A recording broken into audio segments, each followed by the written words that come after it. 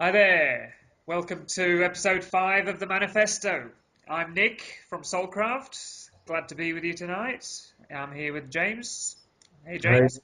hey Nick, how's it going? Very well indeed, very well. A little bit of a cold today, unfortunately, so I hope I'm not too bunged up as I'm talking.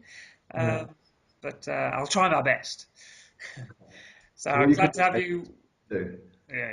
Glad to have you all with us. And so tonight we're going to, or today, whenever it is you're listening, we're going to get into what an area which I think we all need to delve in as much as possible, and one in which I feel at the moment men are they really need to do a bit of work on this, and this is relationship, intimacy, and our barriers towards intimacy, and actually connecting with our intimate partners on a level of love and connection, and also what it is about intimacy that we're so bloody scared of.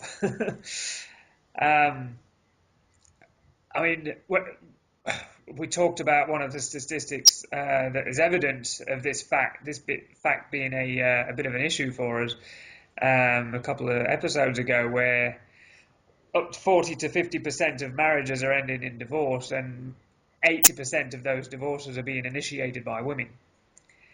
So you can see there's a fairly high level of dissatisfaction, Hmm. of, of female dissatisfaction in relationship. Not only that, and I'm sure you've had the same as well with your female friends. I hear all the time from ladies, where are all the good guys? I meet so many blokes that just are emotionally wounded. They uh, haven't done any personal work around their emotional wounds, and they just, as soon as it gets to a certain level, they've done a bolt or they Hmm. clam up. Have you had that sort of experience? Yeah, I have, and I think I quite regularly say, Nick, that if I heard what you just said with regards to women saying, where's all the good men? If I had a dollar for every time I heard that, then I probably wouldn't need to work, to be honest with you. And yeah, I mean, it's something that it's actually, strangely enough, it's something that's actually showing up in my life at the moment. Having come out of a marriage and a relationship as well since the marriage, broke down as well, and I'm just slowly moving into a new relationship at the moment, but I can certainly see some of those patterns that you were talking about coming up in myself as well. And for me personally, it's around, or a lot of it is around fear of, losing my autonomy, which is classically associated with, with being male, and autonomy being, freedom, free to choose your own path, free to make your own decisions and those kinds of things. So, and I especially find it's quite tough because I'm a single dad as well. For a week, and then I get a week to myself. So I often find that with having a child, it's pretty full on, quite a young child and a young boy, and no TV at home, I'll add, which is a bit of a challenge. It gets to that point where I really need my me time, and any relationship or any threat to that is I'm finding quite challenging at the moment, and but I'm going to go and do my work. I've got a session booked with a mentor of mine, and I'm going to go and do some release work because I know there's a happy medium there between agency, and communion, i.e., me being on my own and having my own time, and also being in relationship. So, I can certainly see a pathology coming out in myself for sure, and I'm sure that's, echoed in lots of men out there as well. Absolutely, absolutely, and I think we can all relate to it. I mean, I know from I mean, we've obviously had fairly similar backgrounds, as we're both divorced, we're both single dads, and care for our children on a 50-50 basis. So we straight away there's quite a large commitment. Our time is totally and utterly devoted to our kids for that 50% of the time. Mhm. The other 50% doesn't mean you stop being a parent. um, so it is difficult. It is difficult. But anyway, I think, I mean, yes, absolutely. The man or the masculine, let's say, is one of the strongest drives of the masculine is freedom, is looking for that silence, for that peace, for that time where everything's done and I can just sit back and relax, and find that find the zone of silence. However you do that, whether it's vegging on the couch or meditating in a cave or Fishing or golf? or golf. Well, I find golf extremely infuriating. I don't know about silence. True. Fishing takes a bit of patience as well, that's for sure. Yeah. um, but I think it's what's important to realize is that relationship doesn't have to be a loss of freedom. Mm. And if you're meeting up with a girl, I'm talking about heterosexual relationships, but exactly the same applies to homosexual relationships as well. Um, if you're meeting up with someone who's a potential partner and you get a feeling that, well, firstly, you've got to be really sure of your own fears around losing the freedom. But if you feel that they are that needy of you, that they want you 100% of the time and they're not going to be happy with you going and having your own time, then that's not the right person for you. Mm. And we really need to be sure about who it is that we're trying to connect with and what sort of relationship we want to build there. Yeah. Um, so I think that before we start getting into what I think a perfect relationship can look like, I think it would be a good idea to look at where we develop in relationship.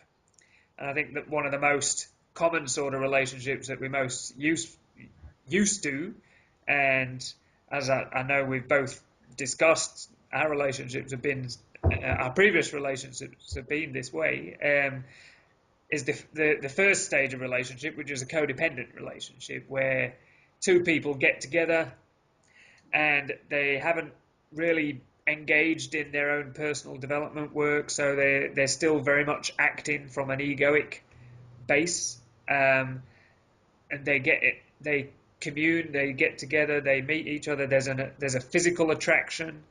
There might be other levels of attraction, but there's also these two individuals are in that relationship as individuals and for themselves.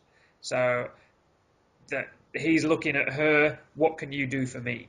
And she's looking at him, what can you do for me? This may not be on a conscious level, but there's some unspoken agreement around how each other helps the other perpetuate their own wounds. Yeah. Yeah. Um, so there's this interlocking of pathologies which goes on, where she, maybe she's needy of him to make herself feel beautiful and loved uh, and secure, and he's needy of her to have somebody who maybe acts like mum used to and gives him the love and the support that mum used to or maybe didn't used to. So that's why he's seeking it in somebody. And how common is that we get together with people that are basically parent replacements. And I Mm. think this is a big part of the problem around where men are just why women aren't finding men to meet them at a level where there isn't that codependent need. Mm. Because I think a lot of men just haven't quite done that amount of work to let go of their mum and their Mm. need for a mother replacement, Yeah. i.e., they haven't developed from boy to man. Mm. Yeah. Yeah. No, that's yeah, that kind of, I mean, that does line up with. I mean, I've got a slightly different map. It's I mean, there's just only one stage before that, which is a me-centered relationship, which is two egos, and basically the strongest one comes out on top. It's all about, what I can get out of this relationship. So it sounds, that sounds pretty similar to what you've just described for sure. And it's kind of, I guess we look at that, as the macho jerk, and it's kind of my way or the highway. And very often there'll be a submissive ego, and it kind of that victim persecutor, type sort of role play will start playing out. Yeah. And then, just to add to your definition of codependency, I think a classic, sort of saying that I hear lots of men say at that level of relationship is happy wife, happy life. Yeah. And it's all about, as long as you're happy. Yeah. So you will sacrifice yourself for the relationship. The relationship becomes more important than what you want.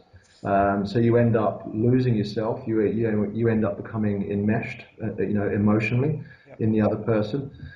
You end up, what's the other word that I'm looking for? So yeah, it's just, it's that classic codependent, relationship, and it's certainly one that I've been in the past, and one that I can see, but I can very clearly see it coming out now when I'm in relationship with, and it's something that we'll never get rid of. Yeah. We'll constantly have it there, but it's a case of whether it's driving the bus or not. Exactly.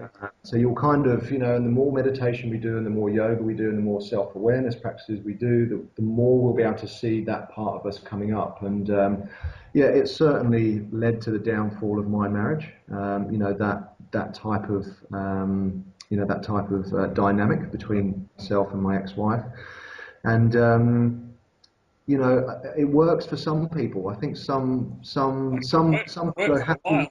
Yeah. Yeah, some people are happy just to, sacrifice themselves for a relationship, and I see it working for a lot longer than it should do. I don't know why my marriage capitulated quite as quickly as it did off the back of that. But for me, yeah, it's and I just wanted to make another point as well before I forget as well, where we were speaking about when a man goes into a relationship and he fears losing his freedom. But, as we'll look at a little bit later, as you mentioned, Nick, when we look at the perfect marriage or the perfect relationship, is that actually true freedom comes from a very, very deep relationship. Yeah.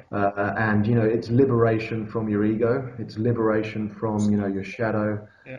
and, that is just a little tidbit on, what we're looking at from a very, very, from a very evolved relationship. Well, So, that's where we want to head to. Absolutely. absolutely, yeah. So yeah, I just thought I'd add those little bits, but yeah, completely agree with you that it's that codependent stage. It's just giving yourself up for the relationship and looking at what you can get out of the other You can person get to out of make it. yourself, to protect your wounds. It's not a case of going through your wounds in that stage of relationship. It's very much about not being triggered, because you'll do anything but to not feel rejected. You'll do anything but to not feel abandoned. And, those level of relationships are just a constant dance around avoiding being, triggered, and, really going into your woundedness.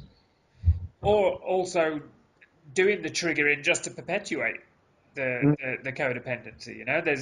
Because I mean, we've all been in situations where manipulation has been used, and it can the triggering and the volatility and oh poor me, look after me sort of attitude, or the abuse on the other side.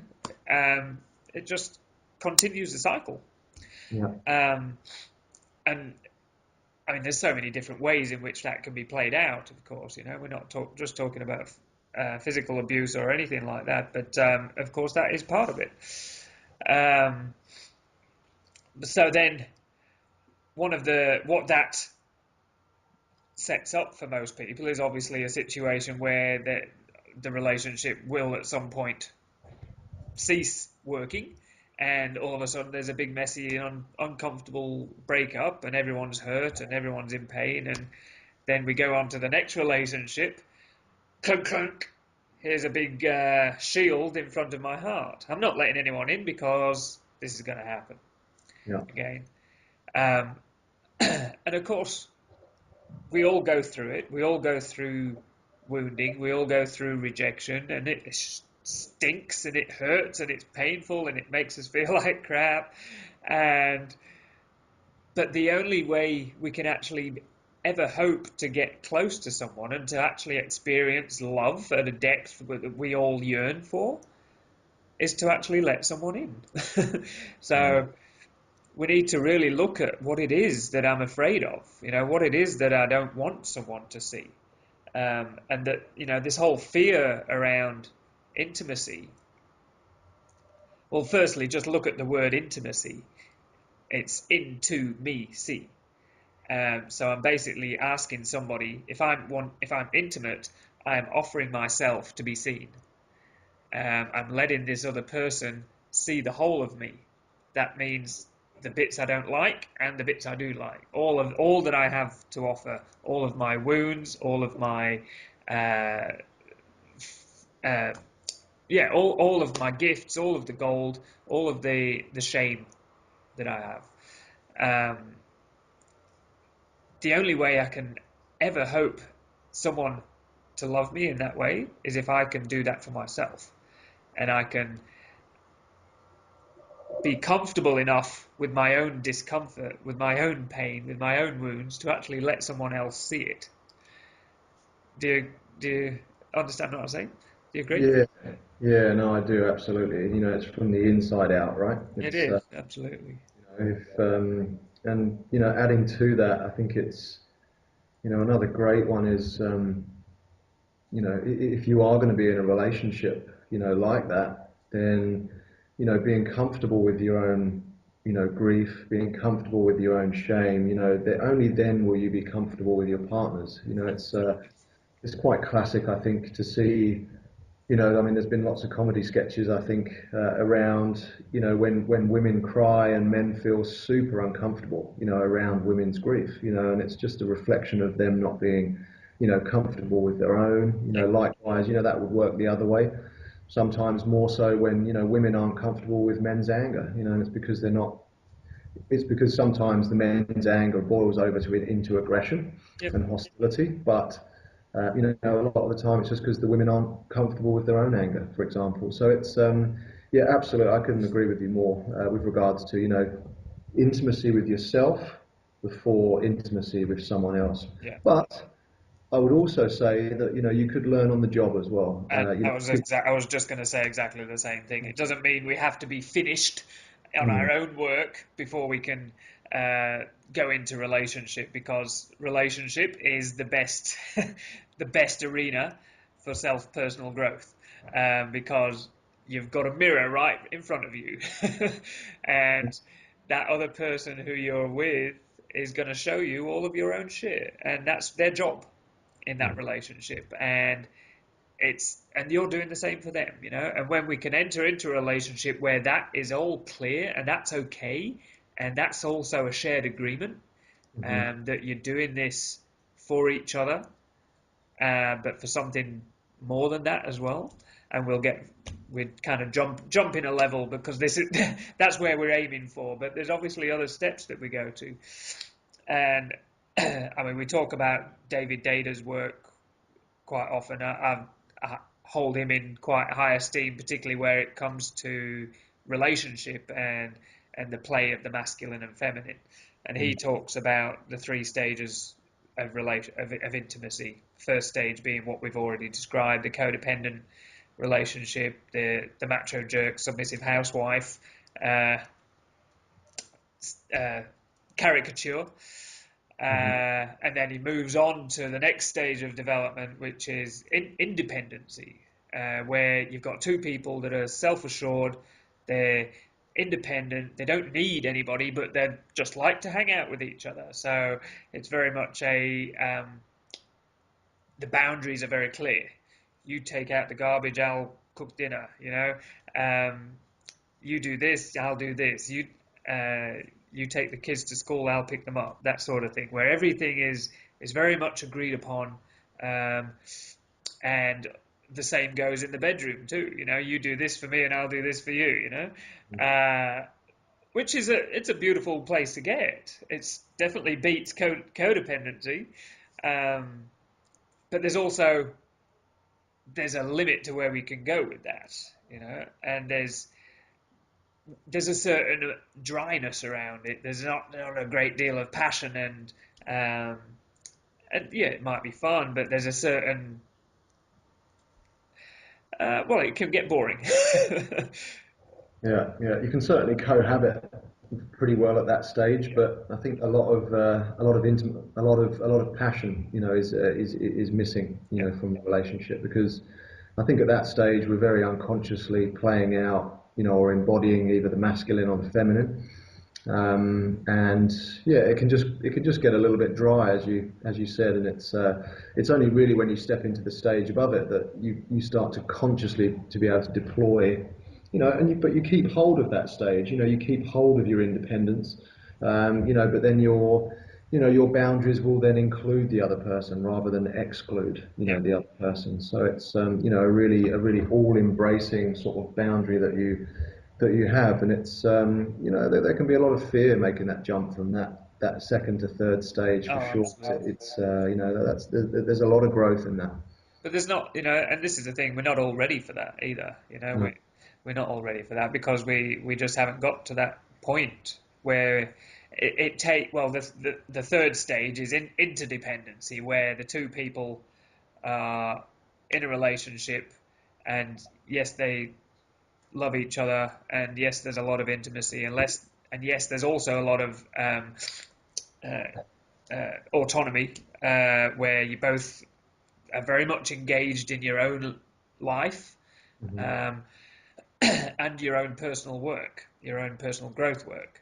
But also, you've created a shared agreement where there's your relationship is an arena for growth, where you are each other's teacher and each other's pupil, and you're doing this not for the individual selves, not just for the relationship, but for something much bigger than that, whatever that is.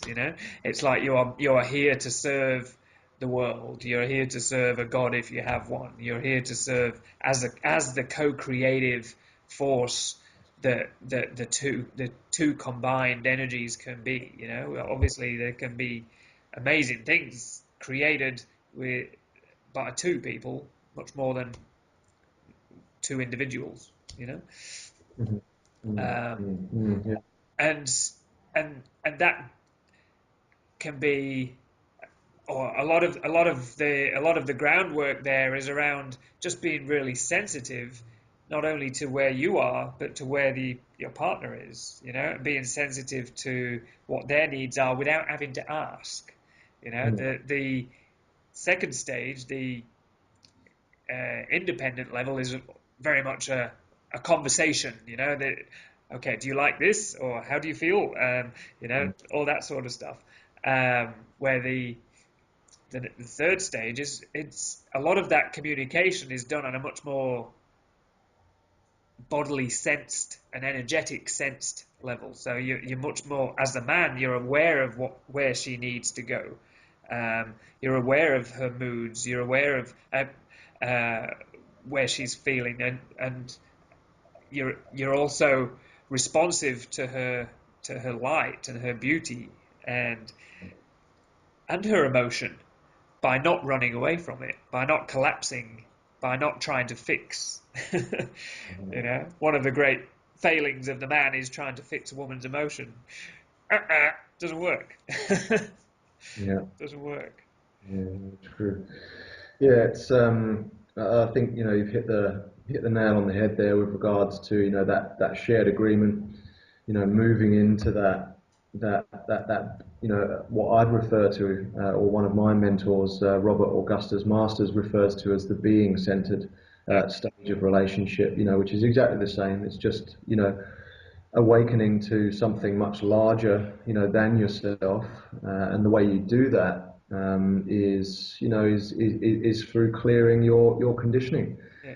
and and then I like to use the analogy. I did a blog recently actually about called Everyday Spirituality, and I had a photo on there which I was training a client of mine on the 29th floor of a building overlooking the city, and it was the morning. The sun had just come up, and there was kind of scattered cloud, or there were holes in the overcast cloud where the sun was shining through, and you could see the sun rays, and it just kind of really captured, I think, perfectly almost our path to enlightenment. And, enlightenment sounds like a very Eastern, sort of esoteric term.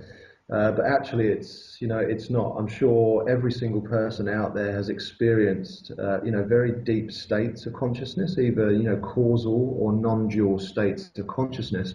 And just think perhaps around, if you've ever done adrenaline sports, or, you've done, skydiving, or, downhill mountain bike racing, or whatever it might be. And, you're just so in the moment that everything else drops away apart from what is in front of you. And that's pretty much enlightenment. If you're in that state 100% of the time, that is, enlightenment. It's nothing, it's nothing, really that's out of our grasp. And sure, it takes a lot of work, to get up through and into that, into those sort of like more permanent traits. If we can sort of hold those passing states for longer with the amount of work that we're doing.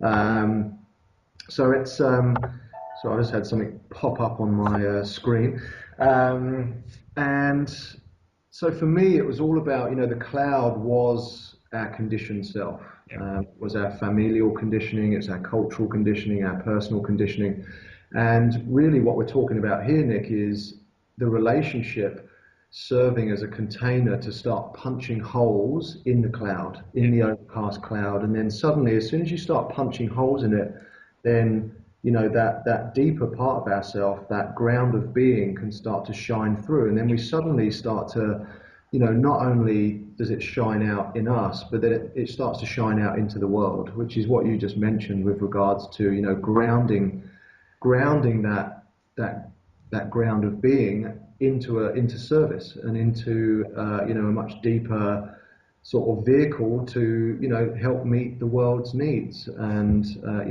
and also, be aligned with our deepest purpose in life. So that's kind of, the analogy that I would use with regards to intimate relationship. There are other paths to awakening. It doesn't have to be intimate relationship, but intimate relationship is just a great path because it will show us all of our conditioning, all of our wounds, all of our shadow, and, we'll get triggered, and we'll get buttons pushed, and we'll get new buttons installed, and we'll all of this stuff. It's And, ongoing process. It doesn't go away. And that, no, you were describing enlightenment. It seems to be this place that we aim to get to where none of that shit comes up anymore. And I just don't think that's the truth. I think it's always, that the life on Earth is all around just facing all of that stuff. That's what we're here for. I mean, we can get into esoteric discussions and philosophizing around it, but I think, if we want to live a life where we're engaged on an authentic, on a transparent, on a life of purpose, where I'm really aligned to why I'm here. I feel like what I'm doing in this moment is what I should be doing, and I'm not wishing I was doing something else. That to me is enlightenment, and its simplest and most grounded form. And if I can do that in a relationship, and I'm not worrying about what she's doing, who she's with, because there's a total trust there, because we're both engaged in this relationship. I know I'm meeting this person at the same level that I'm at. hmm We are we're synergistic. We get each other. We um, we have deep discussions, but we also have great play and celebration. And um, I know she knows everything about me, and there's nothing I'm hiding from her. And that's, again, comes back to our fear of intimacy is around not actually wanting anybody, not wanting this other person to see the parts of me that I'm ashamed of. Because ultimately, intimacy is all comes down to shame. Because I don't want someone to see that. Because I'm ashamed of it, whatever it is. Yeah. Because they might judge me, they might not like me anymore, they might whatever they're going to do. But true intimacy is about just really bringing that into the relationship and saying, yeah, that makes me feel ashamed. That brings fear up. And when I'm talking about really expressing our emotions in that way, it's not about collapsing into it and making it the other person's problem, particularly as the man or the masculine partner. And I think this is where some people can fall down, is that, and get confused around emotional expression, because that's definitely what women want. They want a man who's comfortable with his emotions. They want a man who knows how to deal with his emotions, but then doesn't make it her problem and doesn't collapse into a little boy in a fetal position and want to be rocked by mummy. Whilst that may come up at some points in life, there's nothing wrong with collapsing, as long as you're the one who gets up and sorts it out and takes it to a men's group, takes it to a therapist, and you don't make it your wife's problem or your partner's problem. Does that relate? Yeah, it does. I was going to ask you actually, because I know that because I know you've been on a workshop recently Yeah. where you sort of looked at the masculine and feminine in it, and I'm presuming that emotions or showing emotion is feminine. Is that right? It's not. It's either done in a masculine. It's done. Emotions aren't feminine or masculine, but it's how emotions are expressed in a feminine or a masculine way. Because everyone experiences emotion, Mm. um, but I think emotion is when you look at the spectrum of where we can be from light to dark in our embodiment of our masculinity, in our embodiment of our femininity, um, and emotions obviously go across that spectrum. We can have dark emotions, we can have light emotions. They're neither masculine or feminine. They're just it's if I express an emotion in a masculine way, then I can still cry. I Hmm. can still uh, I can still really feel what I'm feeling. I can still fall into a place where I'm in total fear and despair, and be comfortably uncomfortable with that. Mm. Um, but I think the difference is I don't want to be held necessarily. Does that make sense? Yeah, no, it does, and it kind of goes back to the men's group that I've been Yeah. a part of. Where when a man is going through a process like that of emotional release, then you don't go in and rescue him or put a hand on him or do anything like that. So it's yeah, I can see that. From my understanding, and certainly correct me if I'm wrong.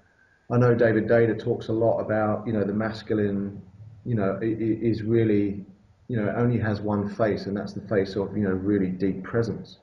But I guess emotions arise in that space of presence. Thoughts arise in that space of presence. Yeah. Um, so that's just where my confusion comes from with Yeah. the Yeah. David Data work, is that I thought that the feminine, not women, but the feminine was all about kind of feeling into the emotions, feeling into your thoughts, and kind of going with everything and wanting the fullness of life. The colors, the shoes, this shoe, that shoe, the pictures on the wall, but the masculine was just much more about that, bang, totally present, just one depth, as well. So that's just a little bit confused about, yeah, Yeah, I don't know if it's that clearly defined, to be honest. okay. And I don't recall Data himself defining it in such a way. I think it's just about when recognizing that we have these two forces within us, the masculine and the feminine, and they both have their place. And for some of us, the masculine is more prominent. For some of us, the feminine is more prominent. Mm. And it's about just recognizing, okay, this is a masculine moment for me, um, and there's a drive in me which is a more masculine drive or a more feminine drive, and this is how it looks for me, and this is how I can embody this in my nature uh, rather than shield it with some imagined way that I'm supposed to be as a man or a woman. Um, Yeah, but yeah, okay, that makes a little bit of, a little bit more sense. And but I can certainly say from experience, in the last couple of months that, you know, creating sexual polarity in a relationship, and if the man does take on more of the masculine role and the woman, more of the feminine role, then, being as present as possible with a woman in bed, is sends them absolutely wild. yeah, I don't think and I think, well, not just in the bedroom, if you can listen to them, if you can communicate to them in a, with pretty direct masculine type, communication, but also very, very deep listening as well, yeah, and being very, very present with them as well. I mean, all of these skills just go into, creating a very harmonious, absolutely. well, and let's just say as well, Nick, that the relationship that we're talking about, of that being centered, or that, what was the interdependent? Interdependent. Yeah, those levels, they're not for the faint-hearted. It's a rough, old spiritual ride, to be honest with you, and it's something that, But it's absolutely beautiful. yes, it's exquisite at the same time. It's exquisite pain, but sometimes you're just going to want to turn and run. And when you want to turn and run, that's when you know you're in the right relationship, and that's when you know you need to start doing your work and digging and resolving and, getting help, getting coaches, getting mentors, and all of that kind of stuff. So, do you want to talk, should we start talking about, unless there was something else you wanted to talk about, Nick, should we start to talk about solutions and potentially how men can go about, uh, transcending their current stage or getting healthier in their Yeah. current stage? I think, yeah, definitely. But I just want to go back a bit towards and just flesh out the masculine and feminine a little bit more. Because as you mentioned, I did this workshop on last weekend, which was all around the play of the masculine and feminine within Mm. relationship and within just get into places and uh, this was in physical practice with women. Mhm. Um, of absolute intimacy, where as the man, as the masculine in the partner, and part of the workshop was the men really embodying an extreme masculine, and the women really embodying an extreme feminine, but then also playing with that as well. Um, so we would experience as individuals the lightness and the darkness of our masculinity, and the women would experience the light and the darkness of the femininity. And some of the practices that we would do were extremely confronting, but amazing, absolutely amazing. For instance, just being with a woman or being with the feminine in all of her grief, all of her pain, all of her anger, and not budging from that, not caving from that, not just being really anchored, really present, really un, unwavering. Because ultimately, what the feminine is looking for is trust. She needs to trust that you can take her to wherever she needs to be taken.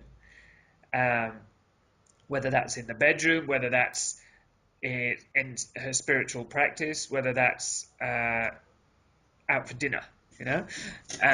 The feminine is looking for a man who is trustable, or the masculine that is trustable, who is not going to budge when in in Hinduism there's a female the female goddess Kali, which is the dark side of Shakti, the feminine principle, and Kali is this wild goddess who is the destructor and the seductress, and she walks around with a necklace of men's heads, Mm. and she wields this sword.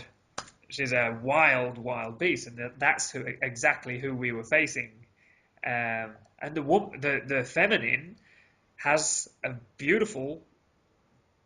That's the dark feminine, and when it comes out, it can come out and it can be very fierce, and it can be bloody scary.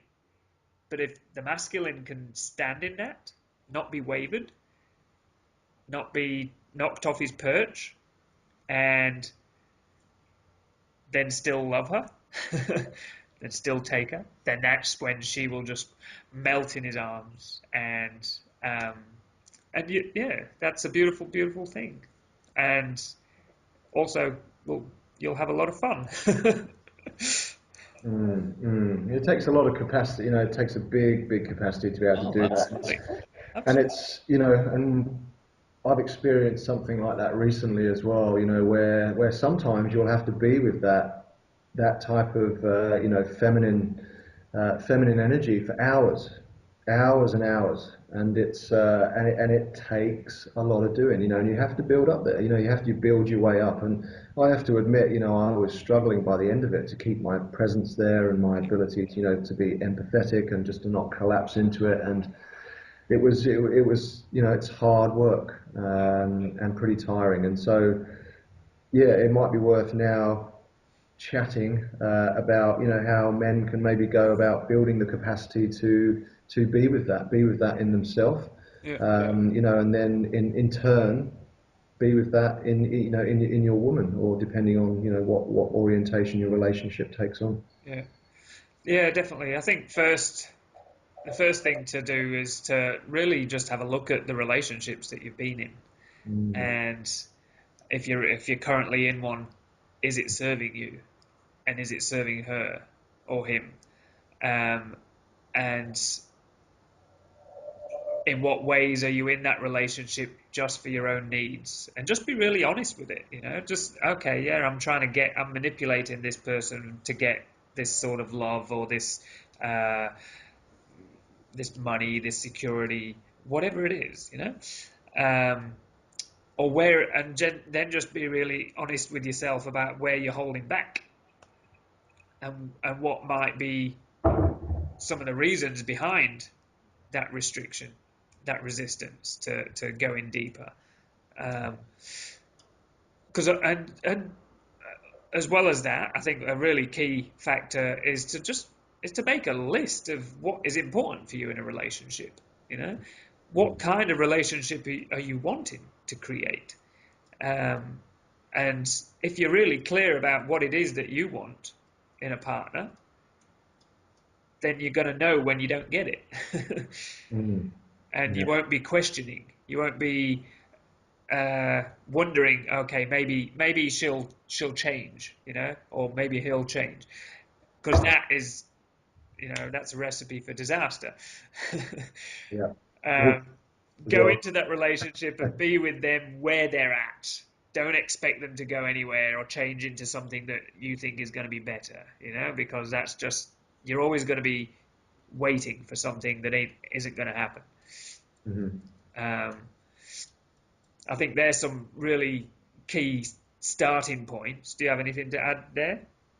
Yeah, totally agree with you. I think that, having a map of intimate relationship, finding a world-class mentor, someone who's really sort of, walking their talk, but, is also maybe authored a lot of books, or, is a part of a community that you trust, or movement that you trust, or so on and so forth, just to have a map of where it is you're going. Because if you don't have a map, you're not going to stand much of a chance in the territory.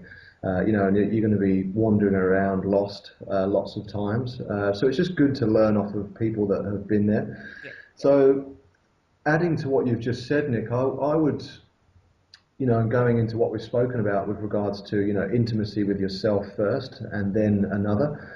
I would start to look at, doing some form of shadow work, and if that involves you looking at what shadow work involves, or going to see a coach, a psychologist, or a psychotherapist, to start looking at what your wounds are, and start taking responsibility. Now, this is a massive one.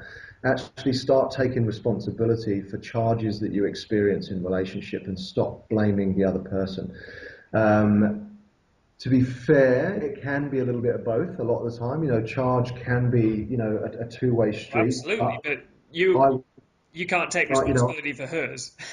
no, no, no, no, not at all. But in a sense of what I was saying was that, certainly take charge of your charge, and, see why it is that your partner pisses you off, and is it the same stuff that you're coming up against all the time? Is it the fact that she refuses to have sex with you so that you then feel rejected, and then you pull away from her, you withdraw, you disassociate, you become passive aggressive, whatever your pattern is around that? Then is it the fact that is it the fact that she's refusing you sex, or is it just the fact that she's touching on your wound of rejection, and so that's coming up? I would say definitely both. And it's worth obviously dealing with your wound of rejection, but it's also worth then working through why your partner regularly refuses to have sex with you as well. So that for me would be a real good starting point, is taking responsibility. But then also with regards to building emotional intelligence, and actually building the capacity to be with women's darker emotions, and stronger emotions, then something as simple as becoming more emotionally intelligent yourself, sitting down with a YouTube clip. Some things that I do with my clients is get them to watch, quite sort of heartwarming or, heartbreaking sort of videos on YouTube, where, maybe there's one that I can think of that I use quite a bit, of a boy who's got cancer and he's only got a certain amount of time to live. And, finding a quiet, safe space for you to go and watch that, and for you to kind of, start delving into your own grief, and to start, working with the shame that you have around grieving and around crying. And then just build that, and the more you can be with your own grief, the more you'll be able to sit with your partners. So I'd say that would probably be a great starting point for men as well, with regards to the, intimacy with self first, and Yeah, then moving into intimacy with another. absolutely. And be really clear with the other person as well. There's women, uh, they know bullshit much better than you do. They can read you much better than you think you can read yourself. Mhm. And you can't get anything past them. That's one of the absolute beautiful gifts that the feminine has, is perception and intuition. And if you're spinning them a yarn, they know you're spinning them a yarn. So do yourself a favor and just don't go there. Because if you want to build a relationship that is built on authenticity and honesty, and then from that you get trust. If you want to be trusted in a relationship, you want to trust the other person. Take take some ownership of your own bullshit, and don't make it her problem. Be And honest. yeah, vulnerability. I think that's a word we haven't used tonight, but I mean that is absolutely key as well. Yeah, Mm. absolutely. Vulnerability is, and our fear of intimacy comes down to our fear of vulnerability, Mm. and underneath that is shame and guilt and fear. Um, so be honest about it. If you are afraid, be honest about it. And tell her. Say, look, I know I've got my brakes on a little bit. I'm just a bit afraid. Be honest with yourself. Mhm, Don't mhm. make it her problem. Don't want her to fix it, but just let her know. Look, I'm having a bit of a moment here. I'll be back. Yeah. And that's just on that. That's a really key point. Is if you are feeling like you're feeling swamped, you're feeling closed in, and you feel like you need to escape, be really honest about that as well. There's that is a right that you have, is to get yourself into a space where you can deal with what you're dealing with, because one of the big areas where the masculine and the feminine are very different is how we deal with things in the moment. The feminine is very good at talking in the moment and processing exactly what's being felt and then expressing it very quickly. Generally, the masculine needs to take himself away, find a cave, and sit with it, and then come back once he's got some clarity on whatever he's experiencing. That is something that you need to make space for, and not only for yourself but in the relationship too. If you can't have time for yourself, then that needs to be negotiated. That needs to be addressed. But that also means you need to let her have time for herself too. Yeah. Um, it's so bloody important just to have space where you can go process your shit or do something that fires you up, gives you some passion, which you can then take back into the relationship and let her reap those rewards. But yeah, ultimately, coming back to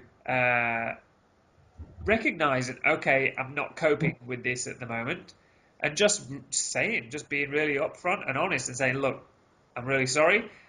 I know you feel like we need to talk about this at the moment. I can't. I need to go away. I will come back at this time and then follow through on your comeback, regardless of what the solution to the problem is going to be, if there is one. Come back, be upfront, be honest. Yeah. Be a man. Yeah, for sure. Cool, Nick. Should we wrap up now? I think that would be a good idea. I think this is a subject that we've really just skimmed the surface, and one which we can definitely delve into in further episodes, I'm sure. Yeah, absolutely. So yeah, let's wrap up. And if you'd like to hear more about it, or if you'd like more coaching on the subject of intimate relationship and how to further your development and evolve in your intimate relationship and become healthy, then contact either myself or Nick. You can contact me at manupproject.com.au, and I'd be more than happy to coach you or point you in the right direction with regards to great resources and other things like that. Awesome. And yes, the same goes for me. And my website is soulcraft.com.au. Have a look there and we can connect. So, guys, thanks heaps for your time. Thank you, James, for the great conversation. Likewise, Nick. Onwards, evolutionary men we are. Exactly. All Let's right. make it happen. Let's change the world. Absolutely. Okay, mate. Thank All you. right. Till next time. See you, mate. Bye, mate.